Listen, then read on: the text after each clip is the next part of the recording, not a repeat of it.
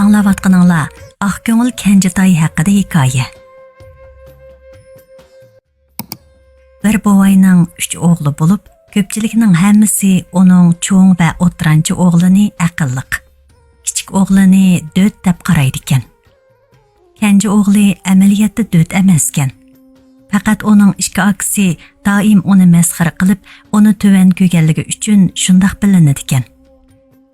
İşki akasının daim külgüsü keladigan ishi bo'lsa, Kenjitay hamisha degudek akalarning nazarida ahmoqona ishlarni qilib qo'yadi ekan.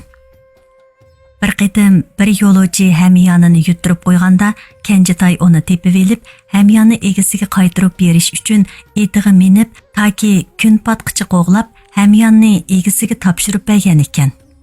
İşki akasi uni zanglik qilib, "Voy döt, baxt qushi beshiga qo'nsimi, yana etiga minib, qo'lga tushgan narsani boshqalarga qaytarib berganda qarmamdigan" debdi. Yana bir qitim boshqalarning bir tishi qo'yi ularning qo'diniga kirib qolganda, Kenjitay qo'yni egasiga qaytarib beribdi. Ikki akasining achchig'i kelib, "Sen rostla döt nimikansan? Qo'yni o'ltirib, go'shini yevasakla tugmamdi" debdi uningga. Bir qitim ikki akasi Kenjitayga bir ko'mish tangini beribdi va uningga "Sirtqa chiqib, lozimliq narsangni setib olgin" debdi. Kenjitay atqa minib bozorga mengibdi. Ikki akasi uning kaynidan "Bu laqva o'ziga nima ep keldikin? Yo bir bo'loq choy, yoki bo'lmasa hech nimaga asqatmaydigan bir narsa ep keladi bu" deyishibdi. Kech bo'lganda Kenjitay qaytib kelibdi. İşki akasi oningdan so'rabdi. "Ha, nima ep kelding? Akila ko'rib boqayli." "Hech narsa olmadim. Bozorga berib oylinib qarasam, menga lozimliq biror narsa yo'q ekan. Bu pulni sizlarga qaytarib beray" debdi u. Buni anglab, ikki akasining rostalla achchig'i kelibdi. "Seningdek laqva bilan billa turg'idek toqatimiz qolmadi bizning. Chiqa bu chidirdan. Nega bog'in kelsa, shu yerga bog'in." Yaşanğan ata Kenji o'g'liga faqat chidamaydi ekan. U darhol ikki akasiga debdi. "Uni chidirdan qo'g'lab chiqarsanglar, u nega boradi? Musofir bo'lib yuramda. Balkim ko'chadami qilib qolmasman dada" debdi Kenjitay. "Anglasam, g'arib tarafda bir donishman oqsoqol turadi ekan. Uning yeniga berib, ta'lim ipkamamdiman." Bu gapni deb bo'lib, u bosh kiyimini kiyib, uydagilar bilan xo'shlashib, safarini boshlabdi. Uzun o'tmay u bir yerga kelibdi. U yerdagi chidirning yonida qo'ylar yetib olgan. Atlar u yoqdan bu yoqqa mengib yuradi ekan. Odamlari chiviqdek o'riq bo'lib, chiroylari sulg'un ekan. Kenjitay ulardan so'rabdi. "Sizlarning bu yerda zodi nima ish bo'ldi?" "Bu yerdagi daryo qurib ketgili bir oydan oshdi. Suv manbayimiz yo'q. Oltin bo'lmasa yashayolmaydi ekanmiz. Ammo suvdan ayrilib yashayamaydi ekanmiz. Uzunga qolmay bizmi ussizlikdan o'ladigan o'xshaymiz" deb javob beribdi ular. "Men g'arbdagi donishmanning yeniga baxtimni izdigili mangdim.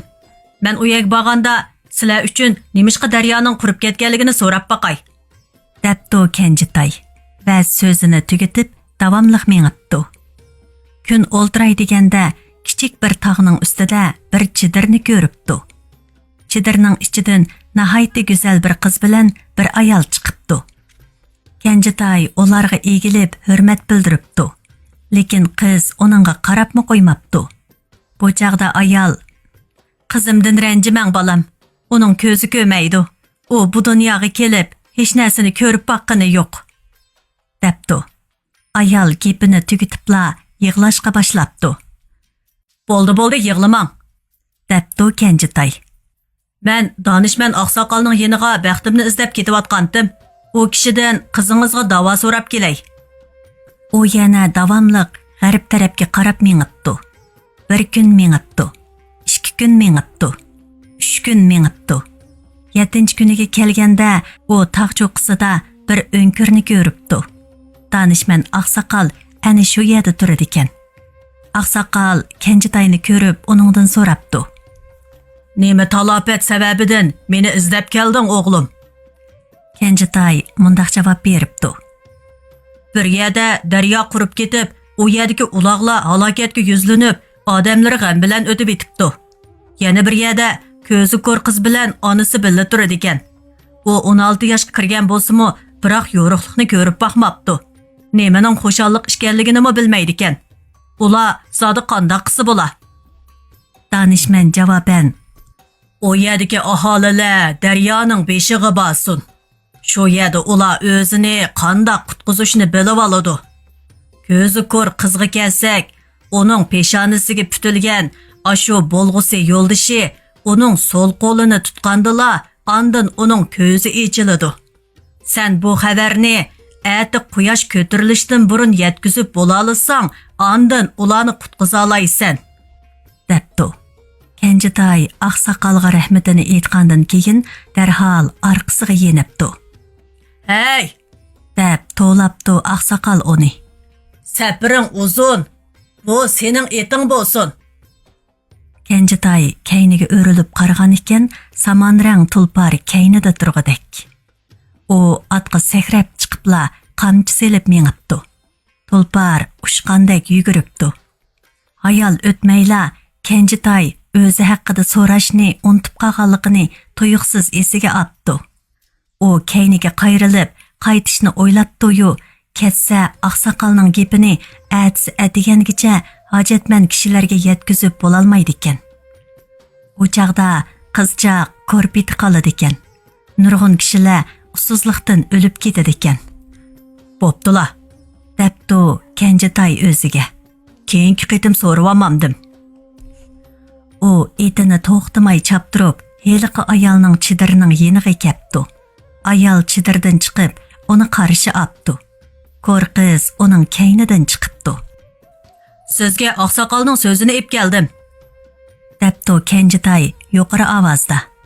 "Qizingizning ko'zi uning peshonasiga putilgan yigit kelib, so'l qo'lni tutganda ondan echildi ekan."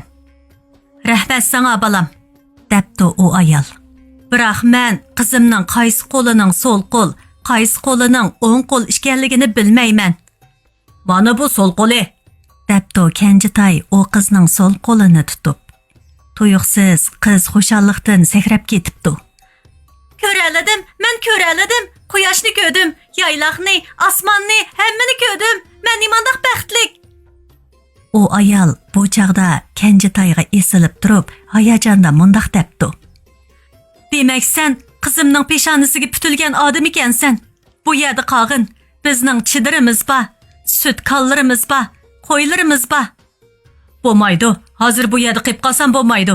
Kun chiqishdan burun yaqindagi joyga berib bo'lamizsam, u yerdagi odamlar va uloqlar o'lib ketadi." Bu chaqda go'zal qiz uningga debdi. "Mening sizdan ayrilg'im yo'q. Menmi siz bilan birga boraman." Kenjitoy bo'lg'usi ayolini orqasiga ilib, otni ushqandek chaptirib yo'lga chiqibdi.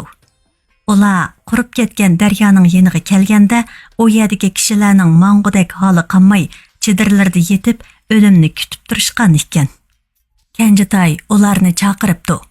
"Tez daryoning beshiga beringlar. U yerga borsanglar, hammanglar bu talafotdan qutulib qolasizlar." Kishilar aran javob berib, "Bizning turg'udek majolimiz qolmadi. Qaraganda taqdirimiz shundoq o'xshaydi," deyishibdi. Kenjitoy tulporiga qamchi silib, ularni agashtirib daryoning beshiga ketdi. Qarag'udek bo'lsa, u yerda bir pil o'lib qolgan bo'lib, pilning uzun burni daryo suyini to'sib olg'ashqa, suv to'rt tarafga teshib, shu yerlarga singib ketgan ekan. Kenjitoy pilning burnini bir yoqqa olgandan keyin suv daryoda o'rkashlab eqibdi. "Ha, endi bo'ldi. Bu ishmi tugadi. Endi berib biz otamni izlayli," debdi Kenjitoy bo'lg'usi ayoliga qarab. Ular daryodan o'tgandan keyin otdan tushib aram olg'ili o'ltiribdi. Kenjitoy tuyuqsiz qirg'oqdagi qumda yerimjon bo'lib qolgan kumush ranglik paqirab turgan beliqni ko'rib qopdi. Beliq texi midirlayotgan ekan. Kenjitoyning beliqi ichi og'rib, uni qo'liga ilib daryoga qo'yib beribdi. Birdamdan keyin beliq o'zgash odam tilida so'zlabdi. "Mush yerda turib turing, ketib qolmang." Beliq so'zini tugatib, so'ning ichida g'oyib bo'pti.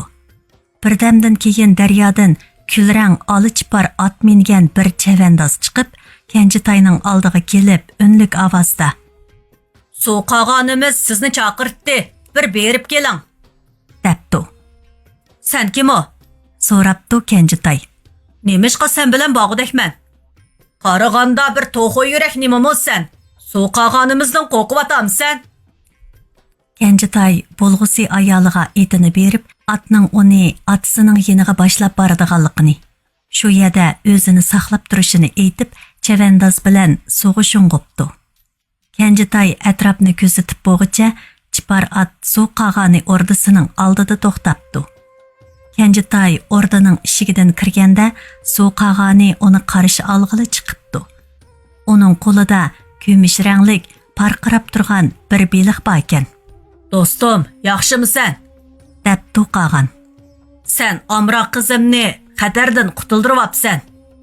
Qog'onning gapi tugab bo'lguncha heliqi kichik beliq, chiroyli, yuzlari kumushdek parqiraq, oltin chashliq malikaga aylanibdi. Sizlar birga yashanglar, debdi qog'on. Qizimni sana buyurib, keng ozodi chidir, bir to'p saqanqur beray. Sodiq ham ishchan chakarlardan beray. Kenjitay, bu yerda turolmayman. Mening to'y qiladigan mashug'im bor. Otammi quruqlikda meni saqlab turadi. Ular bilan birga yashashim kerak, deb javob beribdi. Undaq bo'lsa, menmi seni zo'rlamay, debdi qog'on.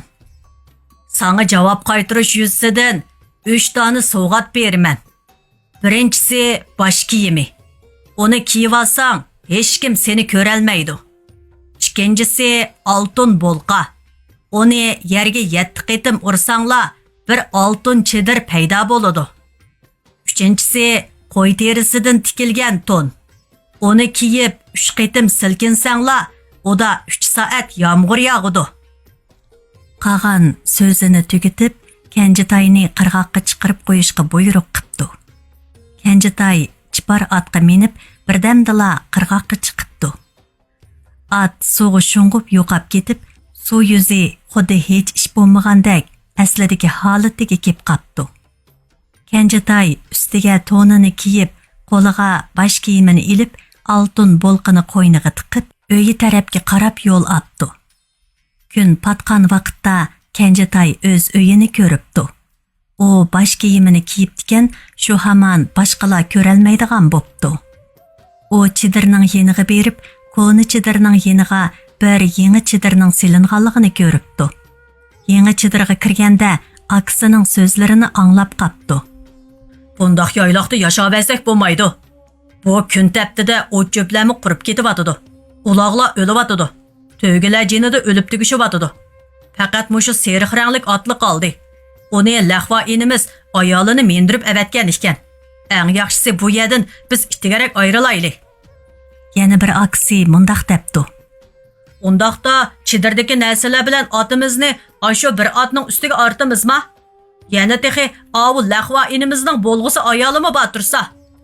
Cho'ng aksi achchiqlab so'zlabdi. Nemishqa otimizni elvog'idakmiz? U qerib aran qoldi. Hatto molmi boqolmasa. Onun bilan Lahvoning xotinini qoldirib qo'yamiz. Kechda ular uxlab qolganda, yeliqi otga minib, o'zimizning chidirni elib, boshqa bir yerga ko'chib ketamiz. Kenjitay bu gaplarning hammasini anglayapti.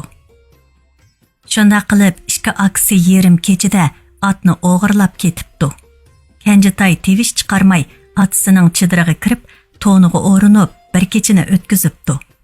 Kenjitay atiganda tang suzilishi bilan uyg'onib, bosh kiyimini elib yetibdi. Atisi o'g'lini ko'rib, yugurib kelib uningga esilibdi. Ola o'ltirib choy ichibdi.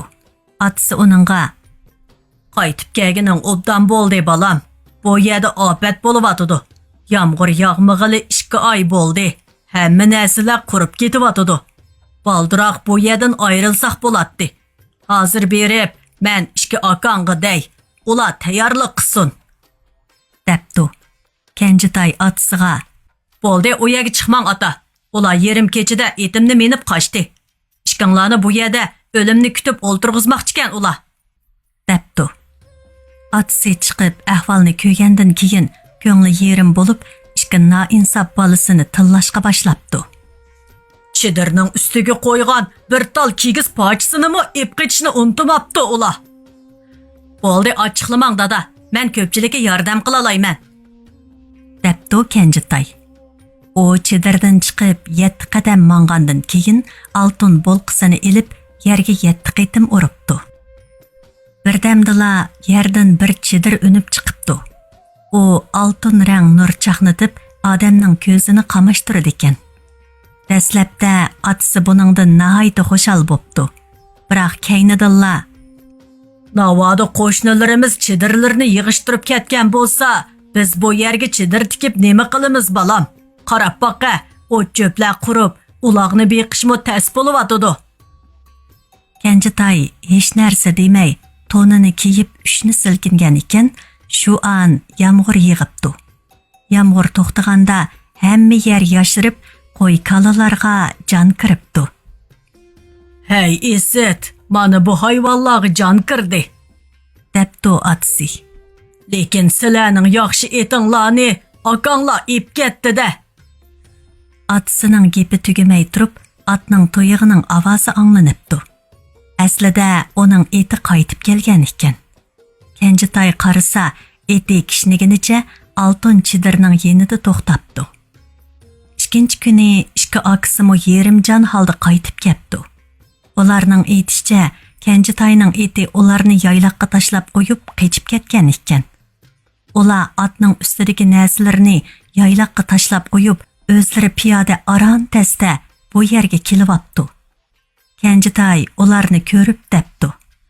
Bo'pti, hech qisi yo'q. Biz bilan birga turinglar. Hammamiz patimizg'u. Otasining rosa achchig'i keldi. U qapoqlarini ochmay, ta'tir qarab turib debdi. Mayli, ular tursin. Ammo buningdan keyin yomon niyatli bo'lishmasin.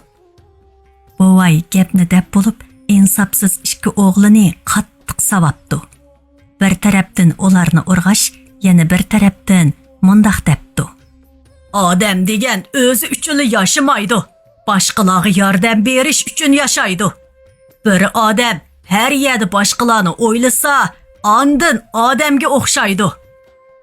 Bu qitimli qattiq tanbihdan keyin Kenjitayning ikki akasi xatoliklarni tuzitib, otasining gapini obdan anglab, o'z ish amgiki bilan bo'pti. Shunda qilib bir oila kishilari baxtlik va xushal-xuram kun kechirib